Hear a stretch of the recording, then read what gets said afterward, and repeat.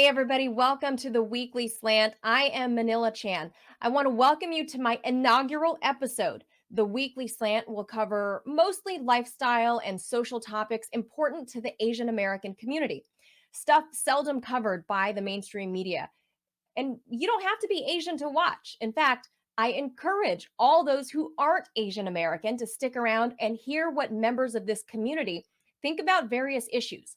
Today, we'll be talking about beauty pageants, skinny shaming, and just what an Asian American is or looks like. So, here to discuss all of that with me is my friend Sameera Khan. She is a former Miss New Jersey and a political commentator. Hi, Sameera. Hi, Manila. So glad to be speaking with you again. It's been a while. I know. Hasn't it, it's been, I mean, gosh, it has been a couple of years since I've Yeah. actually seen you in person. Oh my gosh, I think 4 years almost. Oh my gosh, time does fly, but that's because, I've been a little busy getting married and having a kid and all that. Well, let's, um, More like the pandemic. and that too. The pandemic the last 2 years, Yeah, it flew by like crazy. right? Like, I think for some Yeah, people, the 2 years took forever, but for me, it felt like it swallowed up the 2 years. yeah, for sure. I felt like, my late 20s just passed by. Are you It's a over little 30 now? disappointing. Yeah, I know. I'm 30. Holy It's the moly. worst. It's the But I've worst. sort of conditioned myself to, not consider it a big deal because I told myself like years ago that after 22, that's when you're old. So Oh my it's gosh. working out for me. No, you know what? I think being Asian women that Oh, for sure. that culturally we were brought up to believe, after college, then you should by then already have like a college sweetheart or somebody, right? And then you're supposed Yeah. to get married in your mid 20s and then definitely by 30 you should already pop out a kid. But that's really old school thinking and I don't think most Asian American women abide by that ideology anymore. Well, definitely Asian American women. But in East Asia, in South Asia, it's pretty much the norm. Yes. But here it's a little different because of, all of the feminist influence and, focus on your Yes. career before you get married. So when you finish college at 22, 23, or whatnot, you spend, I feel like, until 30s, Yeah. making a career and, a name for yourself. So, For me, it wasn't until my mid 30s. Hello. Took a long time to meet my husband. yeah, I mean, I think the culture is just different now and it's becoming more socially acceptable, even encouraged, I feel, to Yes. wait until 30. Yeah. I feel like times have changed. I think even in Asia, but I think it's slower over there than it is here. But e enough about me. I wanna talk about you Sure. because a lot of people may not know this, but you were a Miss New Jersey once upon a time in your life. Now, you gotta fill me in because I'm not into beauty pageants. I know a lot of people are. There's Miss America, Miss USA, Miss Universe, Yeah. Miss whatever. Miss New Jersey, was that under It was Miss under the Miss World system, Miss World? which is based in the UK, and Okay. that's technically the biggest. The most number of countries participate in that one. Now, like I had to deal with a lot. I feel like the Miss New Jersey title worked against me. It didn't really help me because in the US, there's this stereotype that you're stupid if you're a beauty queen. But that Yeah. stereotype doesn't exist in Asia. It's very much the norm to, be good looking and also be smart. Mhm. I feel like it's mostly a Western idea Yes. that I had to sort of like grapple with. And yeah, it did work against me, but then, that's why I kind of downplay it. I don't usually like to talk about it a lot because of, all these stereotypes, these negative Right. stereotypes, Right, like which they is would unfortunate. pigeonhole you for like, "Oh, she Right. must be stupid. She's a beauty queen winner. She's a beauty pageant winner. She must be dumb. Don't pay any attention to her." Exactly. Exactly. Um, but it doesn't exist in Asia. So how interesting Interesting. is that? I know a lot of other Asian Americans are going to admonish me for this, but I've admittedly have, I mean, I guess if you count the Middle East, which, yes, Mhm. people, the Middle East is part of Asia, but I've never been to, we'll call it Asia Yes. proper, to the mainland, we'll say, of Asia, what most Yeah. people think of. Um, but being an Asian American woman and being in the pageant circuit here, how frequently do you see Asians or South Asian women, Muslims for that matter, in the pageant Yeah. world? I mean, what's that world like? Take us behind the scenes. Well, New Jersey is one of the most ethnically diverse states in the country. So you see a lot of ethnic diversity, especially in pageants. So a lot of East Asians, even South Asians. I feel like being a Muslim South Asian beauty pageant contestant, that's what's rare, not necessarily the ethnic aspect of it. So yeah, because there's also some Muslim families might be really strict. Depends on the family. They might not want their daughters getting into beauty Yeah. pageants, but my dad's always been open-minded when it comes to that. And ever since I was a kid, I used to watch like Miss Universe with him growing up. So he loved it. He thought it was so cool. And so like I didn't have to deal with the I guess negative associations. Yeah. Yeah. Yeah, I think a lot of Asian families in particular, like in Asia, I know my family loved watching that stuff. I myself in particular was not really into pageants, Hmm. but I know my grandparents and my parents, they always enjoyed watching, oh, Miss USA is on. Oh, Miss Yeah. America is on. Miss Universe, like, oh, what country is going to win? They were really into Interestingly, that. it's the Philippines that's the most pageant enthusiastic country in the world. Really? Yeah, I mean, it's like a national holiday, when Miss Universe is on. And Philippines has been winning a lot lately. They've been doing Yeah. really well. Yeah. So, Good and when they good on come them. back, another national holiday, and everyone knows who they are. Oh. I feel like Americans, they wouldn't be able to name, who's Miss Universe this year, but in the Right. Philippines, it's totally different. The entire country knows. Oh, absolutely.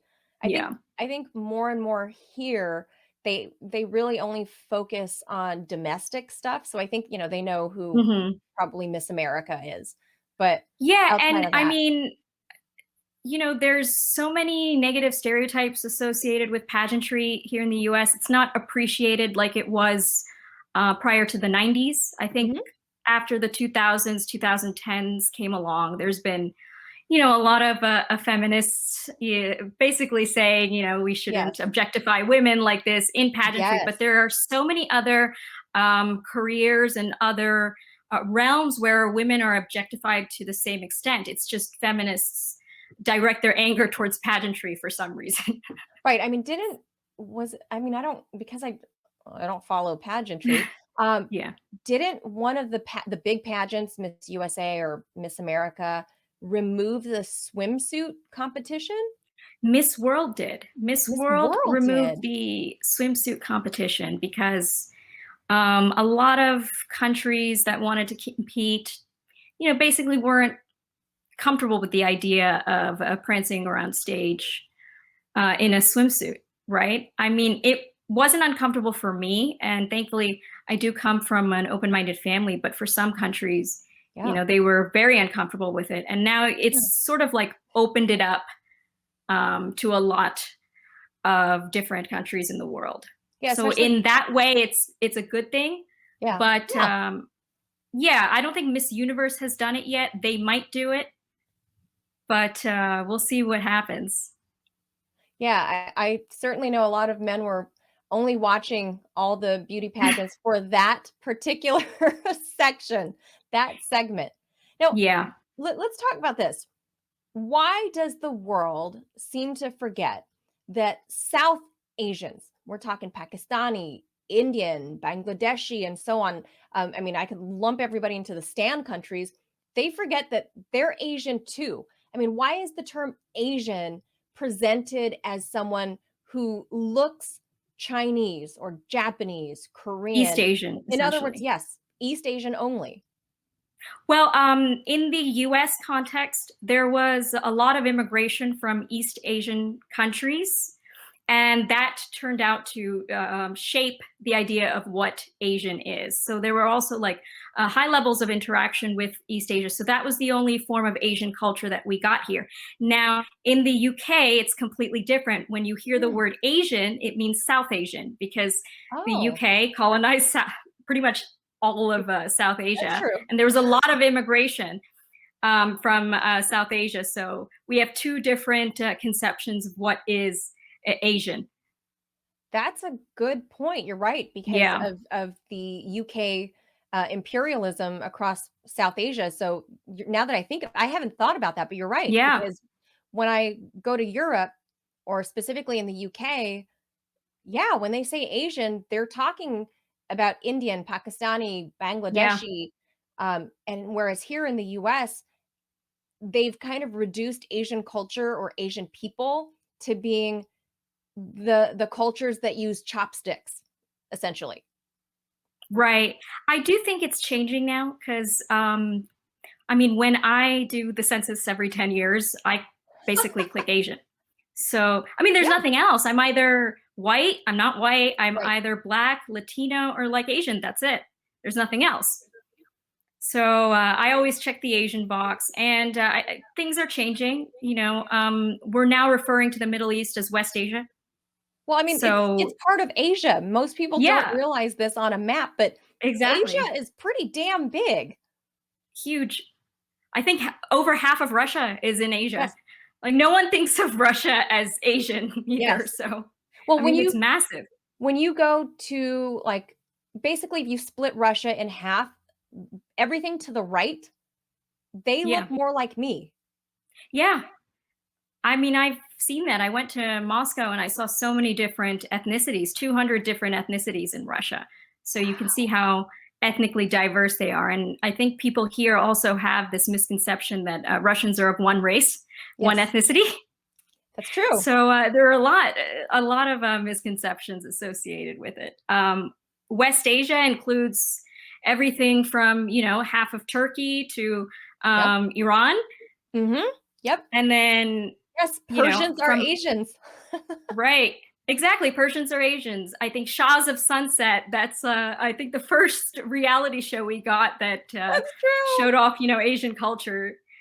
Yeah, Shahs of Sunset. That I mean, whether you like it or not, I mean, that is true. If I hadn't Yeah. really thought of it that way, but again, I'm looking through this Americanized lens of what it means to be Asian, and even me, who I like to think I ponder about this more often than the average person, but Hmm. I hadn't even really thought of the Shahs of Sunset being Asian centric, but it actually is. They are Yeah. representative of one of the Asian cultures, and there are so many Asian cultures. Right. But it's never marketed as Asian, which is what you were saying in the beginning.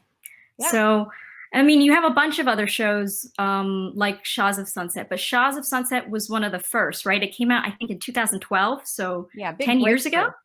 Yeah. It was a But breakthrough show. they identified as, Persian, not even Iranian, Persian. Right. I don't think they ever really played up their Asian identity at all.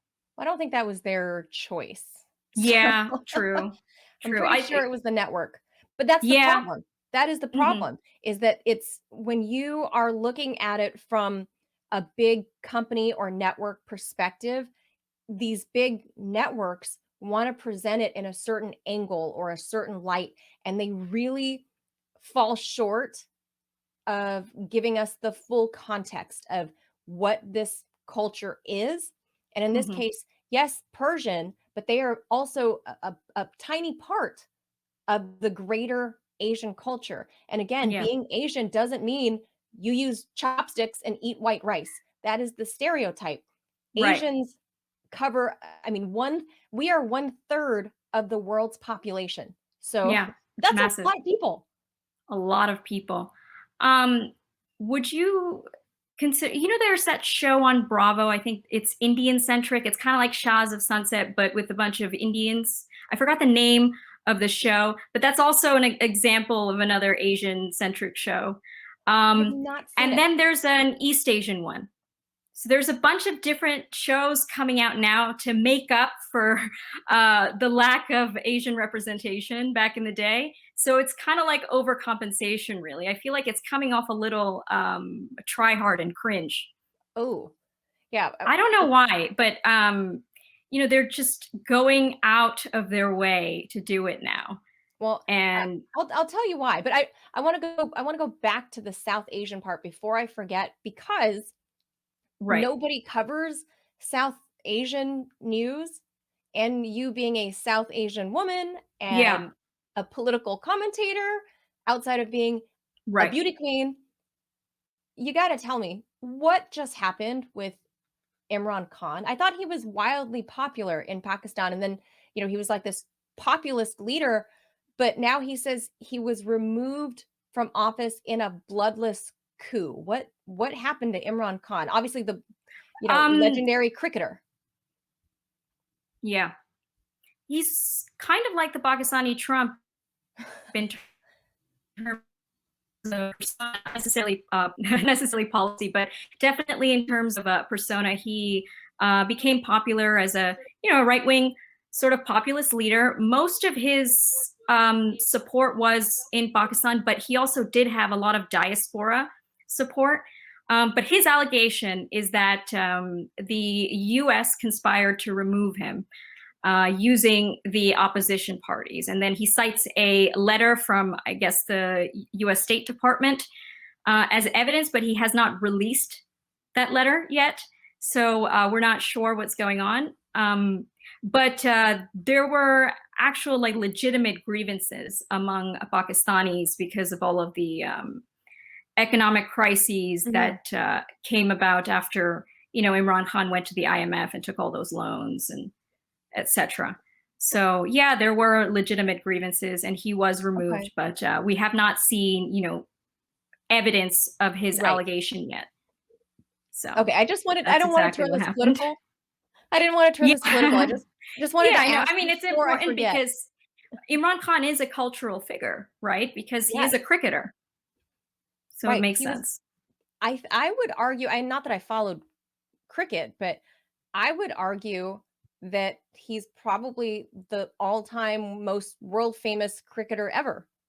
Yeah, I mean, if you go to the UK and you show people his picture, they would know who he is. Um, that's also because cricket is very popular on the other side of the world, not so popular in the US. So they Yeah. probably wouldn't be able to recognize Imran Khan like a British person would be able to. Oh, absolutely. Or Yeah. even if you go to the African continent, Mhm. basically everywhere else but the US. Yeah. It's the No, second most popular sport in the world, behind surprisingly. soccer, Yeah, football. of course. Not American football. That's right. We need to clarify that Yeah, it is I mean, soccer. The rest of the world calls it football, which yeah, makes sense. football in the US is played with your hands. Yeah, I know. I know. I know. That's yeah. Spent pretty much the bulk of my childhood trying to explain that to my family. Um, Yeah, let's go. All right, let's steer back into the media right. representation of Sure. Asian Americans in the media. I don't feel that the US is doing a great job of that because we are about 7% of the total population here in the US. And I would argue that we don't see enough representation in media, while other much smaller minority groups, racial and social or sexual identification communities are actually overrepresented. What about us? Because oftentimes when they do give, let's say, actors of Asian descent a role, we are cast in a stereotype role, like the nerdy best friend, The some sort of terrorist. oh god, a terrorist, some sort of tech Yeah. geek, sex kitten, and commonly they always give us accents in the part when in reality the actors talk like you and me in real life. What is up with that? I mean, talk Mhm. about stereotyping. Yeah, we've been complaining about this for a couple of decades now, since I think the early 2000s, late 90s, early 2000s, and they're just starting to, make movies with Asian characters. Shang-Chi being one Mhm. good example, Mulan, another great example. And Crazy I Rich feel like, Asians? oh, I haven't seen that. Like, I know Yeah, nothing that about it. Is it any good? I mean, do you feel like you're represented? no, I mean, it's this yes and no. Boy meets girl love story. Boy is basically it's a Prince Charming story, basically. Hmm. He's this wealthy boy from I forget where, from I think Singapore, maybe of a Chinese family or something. I forget. But she's your average working class Asian American or Chinese American in particular, born and raised here in the US. And he, I guess, was in school or something in the US. Sorry, spoiler alert if anybody hasn't seen Crazy Rich Asians. But they basically meet and then, it's a class drama, Hmm. but it's a rom-com at the heart of it. Yeah. But it does touch on class issues that are a big deal, obviously in Asian culture, and a lot of, you know, high profile Asian actor names are in there. And it does highlight some things that would only be funny to Asians in particular, but it was made Hmm. for the mainstream to make it, obviously, to make it profitable. But they do highlight some very, I would say, for us in the Asian community, some very obvious cultural taboos. Okay. But only, people in the community would understand those jokes. Like Hmm. my husband, I dragged him to go see it, and I think I was big and pregnant at the time, but I dragged my husband to go see it, and he enjoyed it. And he doesn't like rom-coms, but, for what it is, he enjoyed it. Well, I have to check it out.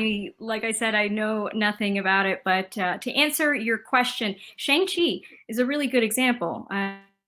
Um, the thing is, whenever Hollywood makes movies about certain cultures, it actually doesn't do well in the countries you would think that they would try to appeal to. For example, Shang-Chi and Mulan, they did not do well in China at all because Really? yeah. So I was reading an article in the Global Times, the Chinese publication, and they basically wrote an entire thing, why this is like a Western stereotype of Yes. Chinese culture. Oh, Even sure. Shang-Chi, which everyone said was really good, and it was hailed as the first Asian film, Asian centric film, or something like that. Asian And they superhero. Yeah, Superhero. Asian superhero film. Yeah. Yes.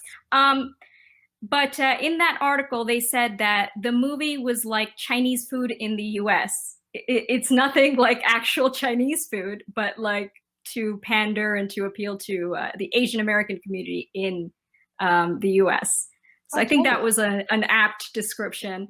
Um, as far as Mulan goes, I don't think that it did well in China either.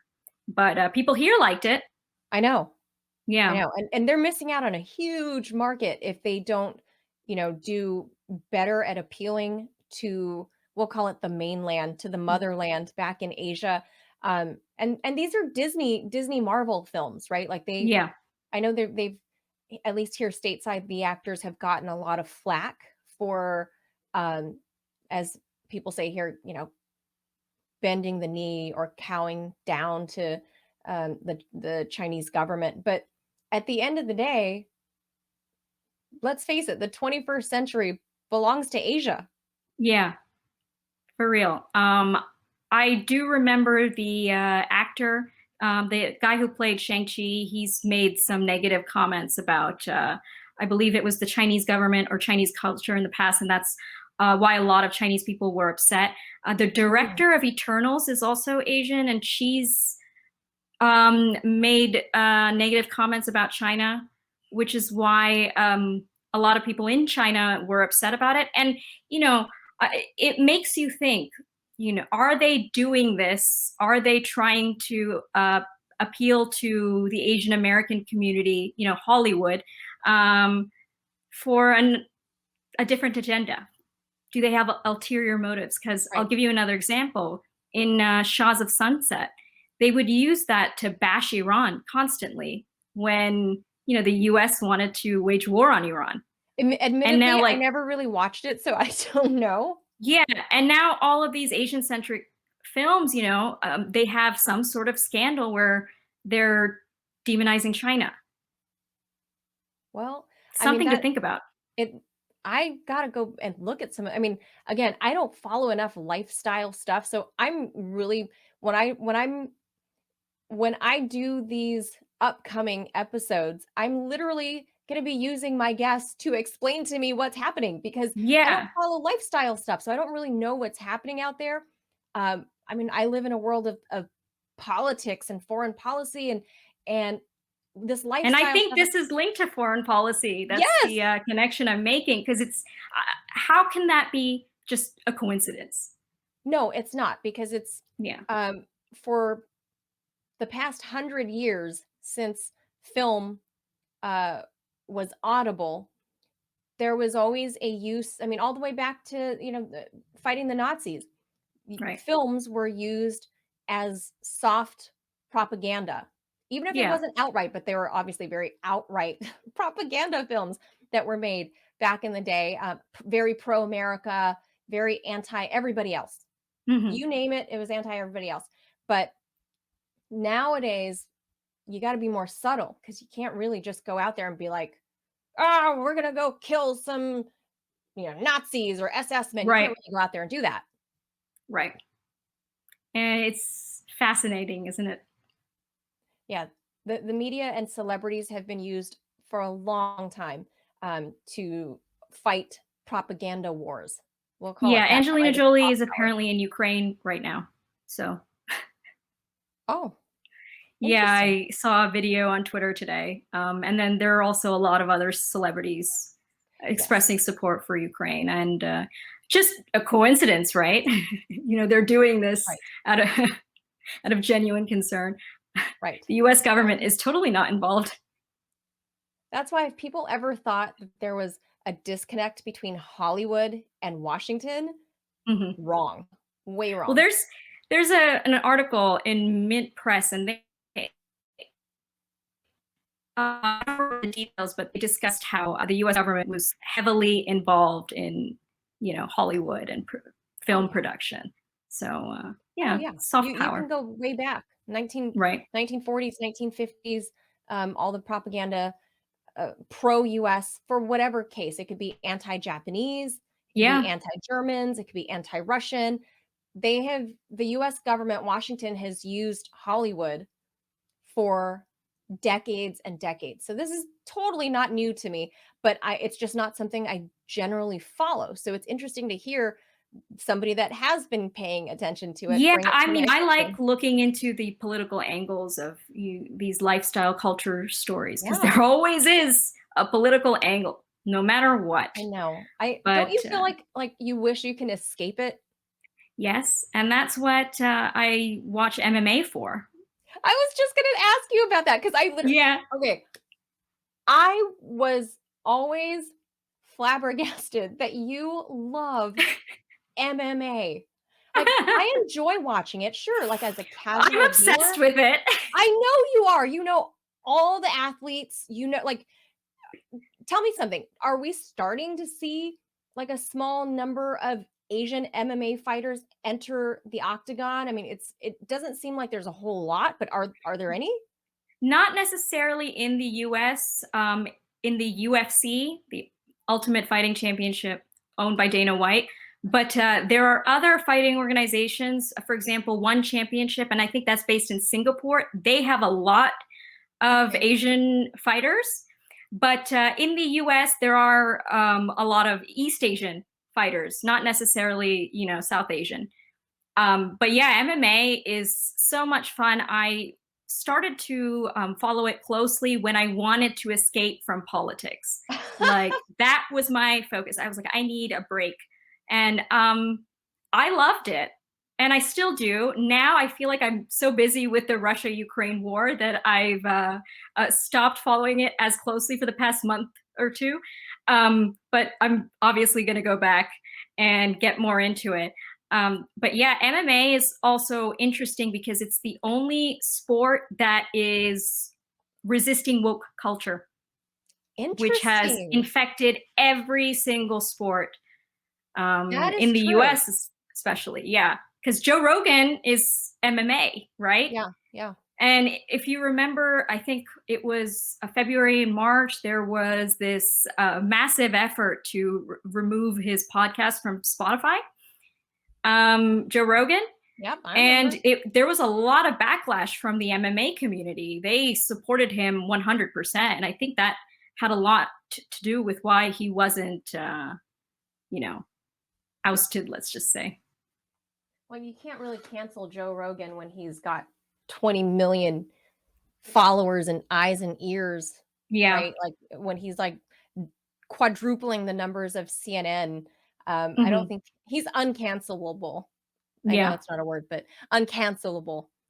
It is. It's Yeah, a thing. and if you've noticed in different sports, they're getting rid of Russian fighters, like Wimbledon, for example. They said that no Russian fighters will be able to participate. The Yeah. UFC has not done that yet. Maybe because if the UFC goes out of their way to stop Russian fighters from fighting, there won't be a UFC anymore because they dominate.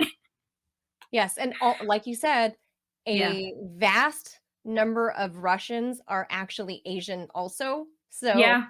that would be like, I Right. mean, not every Russian is considered white. I mean, that's, you know, the Caucasus Yeah. Mountains are kind of where the divide is. Um, Right. it I'm actually pleased to hear that I mean, because sports is supposed to be that one place where the whole world is supposed to be apolitical, and Right. we're all supposed to enjoy and just forget about everything else for a little while. But like Hmm. you said, it politics has really bled in to pretty much every mainstream avenue of sports in the US. Yeah, I mean, I can't take it anymore. It's just too much. I mean, they've made everything political, and it was mostly done by liberals. I feel like conservatives are just not happy with the idea of politics infiltrating every sort of realm of society, cultural, sports, entertainment, etc. It's a lot to handle, and it gets tiring and mentally exhausting. Because if you look at the NFL, that's such a good example. It's totally political. The NBA has become political, which, of course, isn't as popular as basketball or football, but Yeah. it's getting there. So Well, hopefully at it the holds out. beginning of all of that, Samira, at the beginning, Roger Goodell, obviously the commissioner of the NFL, he was against, taking a knee. He was against, this wokeism Hmm. being brought into at least into his world, into the Right. NFL. And then he got so much pushback from the average consumer. And I wouldn't even say it was like people that actually watched the NFL. I would say it's the people that don't watch the NFL were It always is. that even don't I mean, it's not the consumer of football games writing Yeah. in hate mail to Roger Goodell. I would say it was all the other people that were, activists that were pro um, Colin Kaepernick, and not Right. necessarily the people that are into football itself. And but there also was the element of making money from wokeism, Yeah. and he saw It's an opportunity to exactly. Exactly. capitalize, You and nailed Roger it. Goodell flipped the switch, and he's like, "Oh, I'm pro all of this now." Yeah. I mean, it's happening again because in MMA, there's a discussion, there's a debate ongoing over allowing transgender fighters to compete. Um, I don't even know what to say. It's a very, very controversial, very contentious topic. So I'm just going to keep it very general. But that's Yes. another example, and most of the, let's just say, input is coming from that same activist community that was after the NFL a few years ago. Yeah. Yeah. So Yeah, there's a lot of stuff to unpack there. We'll yeah, just say this. It's yeah, one thing it's one thing a swimming competition. right, It's another thing when you're bludgeoning a woman. yeah. I mean, it's a lot. So, And we'll see how that turns out because those activists, those NGOs, they have a lot of political power. yeah, and it has fully infected our sports, and I know that it's a stereotype that Asians don't watch a lot of sports except, like, tennis and golf or something, but I think it's Yeah. it's really really grown, like, the mainstream sports have Yeah. really grown, with the second generation Asians who were born here. I mean, we hate to break it to you, we're just like the rest of you up Right. here. Right. We watch football and basketball and all of the stuff, we watch all of that too. Like, isn't that weird? Yeah. It's like people We don't they enjoy it like, too. they don't really market to us, and including I'm gonna go into finding sizes that fit me. Oh, yeah. Like, if I wanna buy a jersey for the Rams, like, I grew up in Los Angeles, we just got the Rams back a couple years ago, and it's, like, impossible to find jersey sizes for even for in the women's section, Oh, for yeah. as long as the women's section exists, um, to find sizes that actually fit me. Oh, Like, yeah. let's talk about that. Let's talk about I don't know if it's a deliberate, um I don't wanna say that they are and I'm talking about the manufacturers, that they are deliberately trying to leave out the Asian community in particular, but the Mhm. fact that Asian American, especially Asian American women, but Yeah. Asian Americans in general are generally much smaller than the rest of, um, the US population, right? Especially Asian women, we tend to be smaller framed, smaller build, we're shaped differently more often Yeah. than not, and clothing is hard to find. Yeah, I have to shop online because I'm also slender like you. And the X smalls and the smalls are the first to go. But there's like 20 different mediums, 30 different size larges, X large, etc. So, Yes. we also have to consider the fact that the US is the most obese country in the world. Oh, Um, absolutely. the average size of an American female, I think, is between 14 and 16. So Yes. it makes sense from a logical perspective why they have more mediums and more larges than X smalls and smalls, right?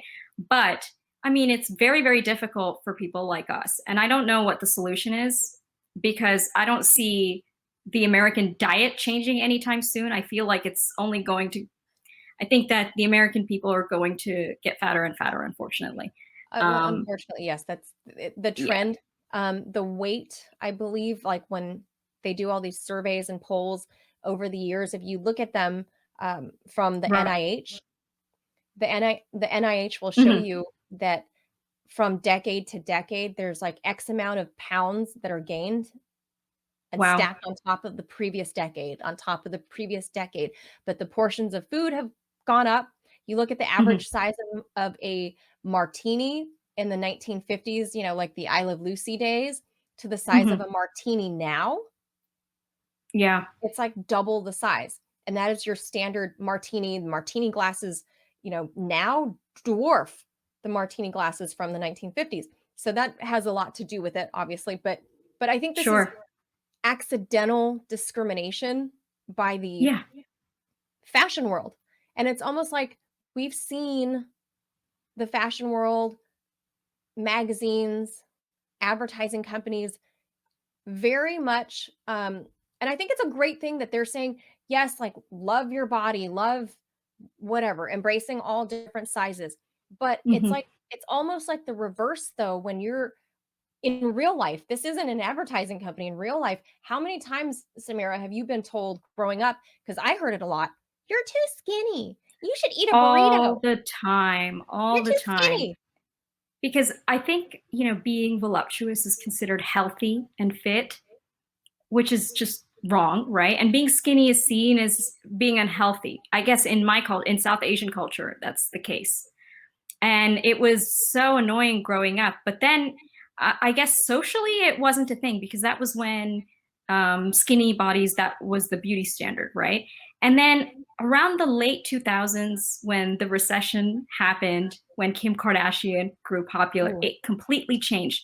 And it was, a liberal woke reaction. I call it the first stage of wokeness in the US when they started propping up, the curvy beauty standard as a way to rebel against the skinny beauty The Kate standard that Moss. was. Like, when I was Yes, growing up, Kate exactly. Moss was, like, the beauty standard. Yeah. And, that was seen as more conservative. And then, the curvy thing was like liberalism. That was their beauty standard.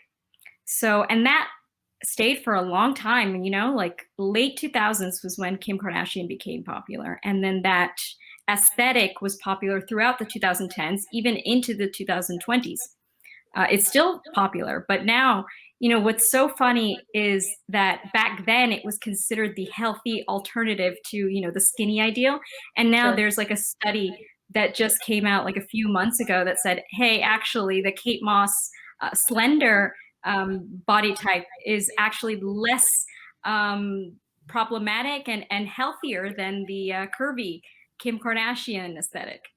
So can you believe that? Because I mean, over the past 10 years or so, I've been hearing that that was healthier, and that's why it was celebrated. Right, But like, put now meat on your an actual bones. study, yeah, an actual study says that that's not the case. It's actually the opposite. But, I mean, I always thought that medically speaking, the thinner Asian American size or Mhm. body frame was generally healthier. It's generally healthier, right, You would think. to be thin.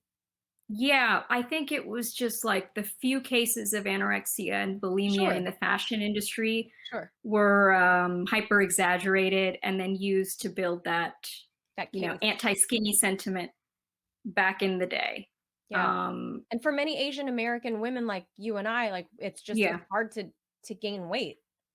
Oh yeah, it's so hard. I still have a fast metabolism. I thought after 30 it would slow down a little bit, but that's not the case. I guess I'm blessed in a way. Right. Um, so are you. I Well, mean, yeah. I got lucky, I guess. I mean, yeah, and we don't age as fast as other ethnicities, it's the melanin in the skin. right? Southeast Asian, South Asian. Yeah, I mean, but comparing even us to, say like Latinos, we age faster. Sorry, we they age Oh, faster than true. us, right? That's interesting. Yeah, they have brownish skin too. Yeah. There's just Hmm. something about Asians. There's a funny Huh. saying. People say Asian don't raisin. Yes, that's true. That's true. Like, Yeah. I'm not I'm It's humble something I bragging. would love to look into and dig deeper into because it's interesting. Yeah, that's true. I've really kind of I've looked into it before of like these old adages, the Asian don't raisin or, why Yeah. are Asian people genetically thinner than Mhm. other races or whatever. And there's like the science is disparate and all over the place and nobody's really like dug into it if it's like a DNA thing, if it's, uh specifically a diet thing. Obviously there are heavy set people in every ethnicity. I mean, you can go to Yeah. South Asia, East Asia. I mean, you look at a sumo wrestler, right? Right. Obviously, I obesity can also happen think for that anyone. Asians tend to take care of themselves more than Western women. I hate I hate to say this. Asian women are I'm not going to say that we're necessarily like vain in a narcissistic way. Like, not in that sense. I mean, Yeah. Asian women just care generally speaking, most Asian women tend to care more about their skin or their figure, Oh yeah. and part of it is supported by, if you wanna call it good genes, Yeah, fine, and so be it. Western feminists, they go to Asia and then they come back and they write articles about how Asian beauty standards are so strict. Kid Have you they not. written I've not read those things. Again, I Kid you don't keep not. up. And they compare them to Western beauty standards and they literally say that Asian beauty standards are even more strict, which I mean, it's crazy because you always hear how, oh, these beauty standards in the West are so strict, but that's actually not the case. Because in Asia, people take care of themselves way more because the standards are so high. in Russia as well. It seems like in the Eastern world, beauty Eastern. standards and beauty in general is, I think, more valued than it is here. Here, Really? like you have all of these feminists telling you, not to shave your armpit hair, dye your hair blue, and run around topless. And, you don't have to be feminine. Femininity is bad.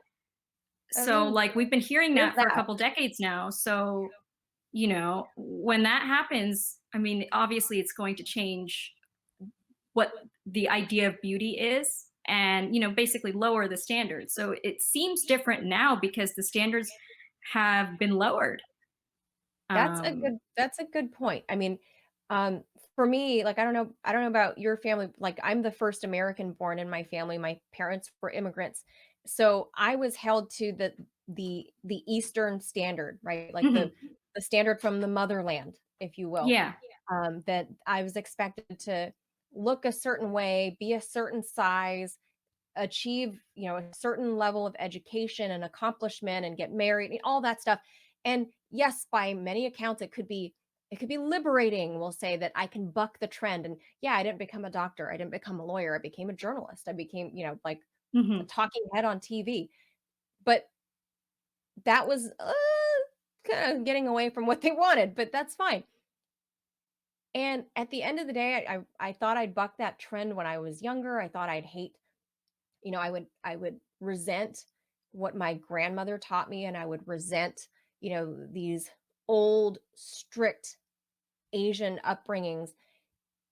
And you know what? Looking back now, I'm so glad that those were instilled in me.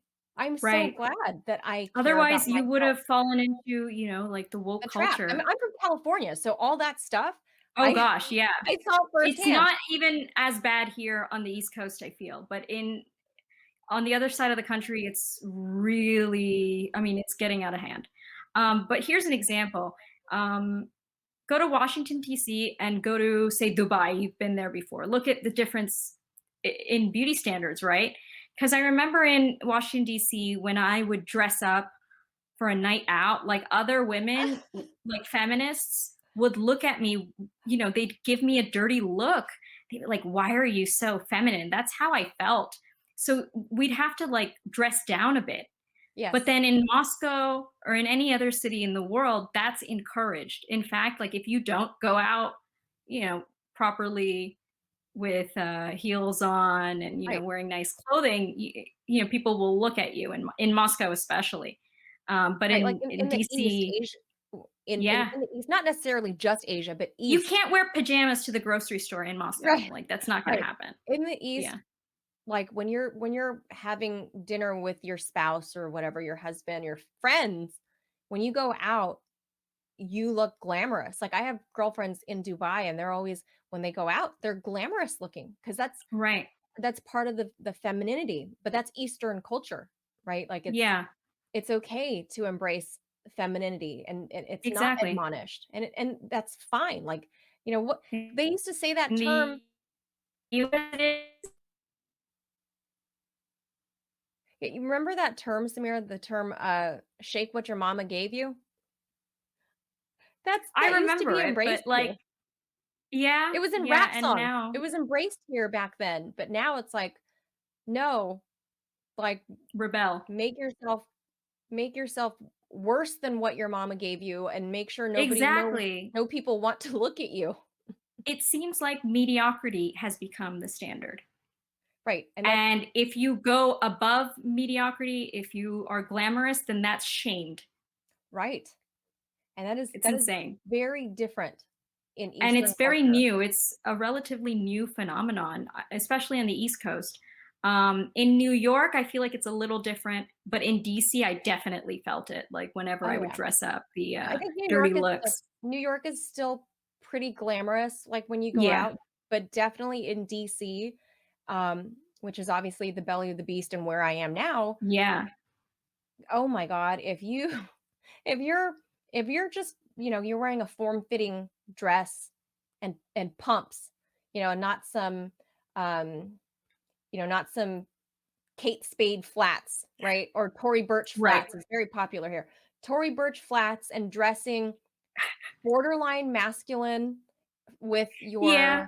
your Brooks Brothers, shirt buttoned Oh my down. gosh, I that's mean, so that's what they look funny like. because That's I have a picture in my head, and that's exactly like the what they DC look female. like here.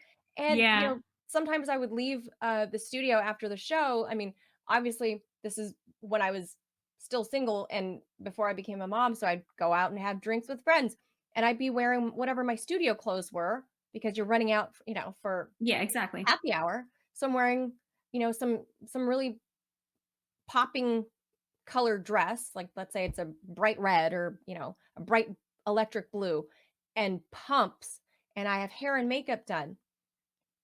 I stood out like a sore thumb because women are not encouraged to look like that here. Embrace their femininity. Right. So some might say that's We're a good thing. encouraged to reject our femininity, and it's kind of crazy. And the ideal for them is androgyny, to look as sort of Right. masculine as possible. At least to me, that's what androgyny is. I mean, a Hey, I lot of like me some cultural David Bowie. differences. A lot of cultural differences, I guess. It's a lot coming from an Asian background to work in a culture where I am encouraged to reject my femininity, which is something that I valued my entire life. Right. It's like the Yeah. dual culturalism that Mhm. Asian Americans are faced with is that Yeah. you're brought up with the values that grandma brought with her Mhm. overseas. And oftentimes, we're very close to our families, right? Asian Americans. Right. So we understand these values from the East. And then we grow up and then we enter the work field and we see what's encouraged. Right. And it's very different than what grandma told you. Yeah, and also when your grandma came to the United States, the culture was similar to the culture that she came from, at least when it came That's to, true. femininity, right? And now That's it's true. just changed. So I guess it's also a generational difference. That is a good point. I mean, there's Yeah. there's so much more to unpack. And I think we're holy cow, I've kept you a lot longer than I expected. No, There's you're fine. so You're much. fine. I had so much fun. I hate discussing politics all the time, so this was very You're refreshing. you're telling me. It is so interesting to hear in real time what another Asian American woman thinks about, you know, how we're living Mhm. in this country, being born here and being American by birth, right? Right. But also having different values that can sometimes clash with Yeah. the current American pop culture. Yeah. Definitely. So I, It I was mean, that's fun. what I created this podcast for, is so we can have a place to talk and so people can be a fly on the wall and hear what people that look like you, that look like me, what we think about how Western culture treats us. Yeah. And I'm honored to be your first guest. Very excited about it. Well, I mean, not everybody can say they have a beauty queen as a friend, right? So And, I don't think a lot of people know that we work together, so I don't did we say that in the beginning? I don't Yeah, we I work don't know. together. Well, we did, yeah, we worked together at RT America way back in the day. Yeah, that's how we became friends, and then we clicked there, stayed in touch, and, Stayed in I'm touch. glad I can't And I wait think to see you in person again. Because yes, you're gonna have to come back on. yeah, I also think it's very important that Asian, especially Asian American women who have this bicultural background, yeah, that for sure. we're faced with this dual background. I think it's so important for Asian American women to stick together because Oh, our yeah, experience is very different than everybody else's out there. exactly. Even other ethnic groups, our experience is totally different, So but, I appreciate you coming on, carving out almost double the amount of time than I expected. no, But it was a there's so much pleasure to talk speaking about. with you. It's a Thank you lot of so fun much. to talk to you. Of My course. friend Sameera Khan, people like to call you controversial and call you a lot of things. I call you my Yeah. friend. I think you're very smart, and I think you are a great representation of our culture in Miss World. So congrats for getting up there. Thank you so much. That means a lot. I'll have you back on. Thank you, Sameera Khan. Can't wait. So if you enjoyed this video, be sure to hit the like button and subscribe to Manila Chan Reports and Slanted Online's YouTube channels to keep up with all the news minus the slant. I'm Manila Chan for Slanted Online.